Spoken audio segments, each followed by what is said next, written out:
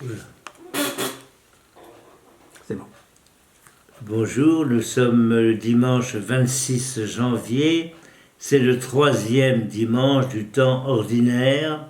Et selon le souhait du pape François, c'est le dimanche plus réservé à la parole de Dieu.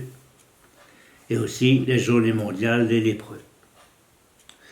La parole de Dieu, bien sûr, c'est tous les dimanches à chaque messe, mais d'une manière particulière, pour souligner tel ou tel aspect, on va dire que ce dimanche est consacré à cette parole de Dieu, une parole vivante, une parole qui n'est pas une parole humaine, mais qui est une parole qui donne sens à tout ce qu'on fait. L'évangile de Saint Matthieu nous est proposé, et le Christ, à travers ce chemin, dit toujours cette phrase « Convertissez-vous, car le royaume des cieux est tout proche ». C'est ce que le Christ nous dit, et c'est ce que l'Église, en son nom, doit continuer à dire.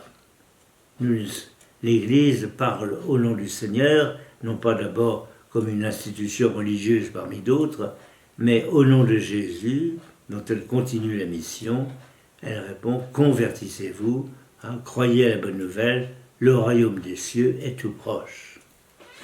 Et puis le deuxième aspect dans cet évangile, c'est que le Christ parlant voit tout un tas de gens qui le suivent, en particulier certains apôtres, et là, il se retourne et leur donne cette mission. Alors je parle sur Simon-Pierre, bien sûr, André, et qui jettent leur filet dans la mer, donc ce sont des travailleurs, et Jésus leur dit « Venez à ma suite. Venez à ma suite, je vous ferai pêcheurs d'hommes. » Donc il faut là tout quitter pour suivre le Christ.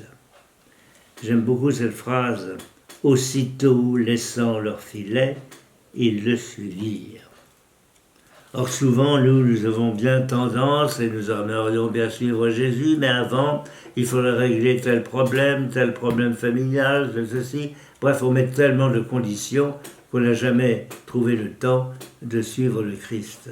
Or, le Christ, elle dit, venez à ma suite. Et aussitôt, laissant leur filet, ils le suivirent. Quel est le filet que je vais lâcher pour pouvoir continuer à suivre Jésus?